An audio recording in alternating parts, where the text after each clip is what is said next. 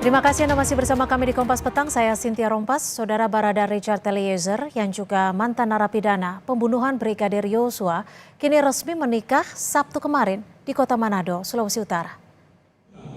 Kalian dengan hati bebas dan tulus ikhlas hendak meresmikan perkawinan ini.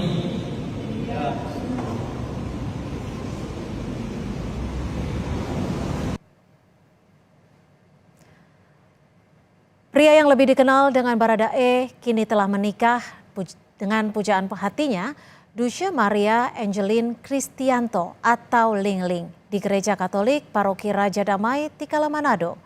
Pernikahan dilaksanakan secara tertutup khusus dihadiri oleh para kerabat dan keluarga. Mantan pengacara Eliezer, Roni Talapesi juga terlihat hadir dalam acara.